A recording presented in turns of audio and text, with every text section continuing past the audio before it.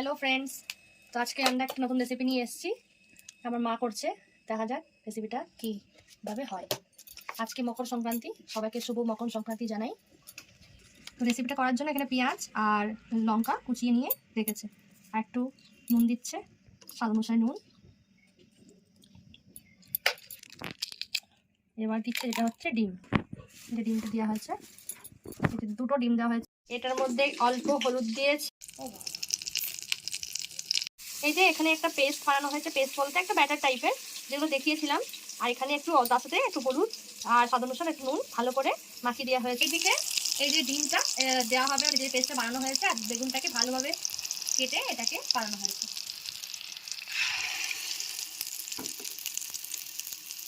এটা কিন্তু মায়ের হাতে আমি ফার্স্ট ট্রাই করবো, দেখে তো অনেক খিদে বেড়ে যাচ্ছে আর কি। মায়ের হাতে রান্না বলে কথা, তাই না মা?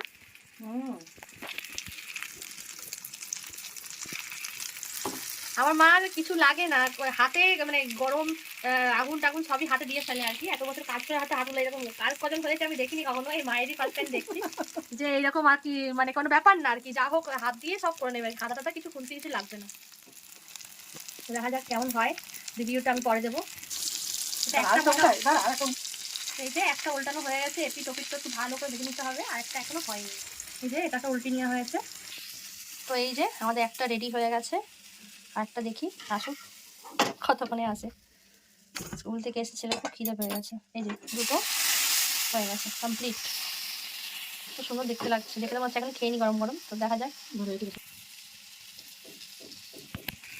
এখানে একটা হচ্ছে, তিনটে হয়, তিনজনের, মা আমি ছেলে খাবো। তোর বাবা সকালে অফিসে নিয়ে চলে গেছে।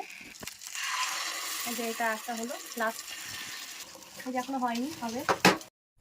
তো এই যে আমাদের রেসিপিটা রেডি, এবার গরম গরম ভাত দিয়ে খাবো। তো চলো, তোমাদের সাথে আবার কোনো নিউ রেসিপি দিয়ে স্টার্ট হবে। ততক্ষণ অবধি টাটা, সবাই ভালো থেকো, শুভ সংক্রান্তি।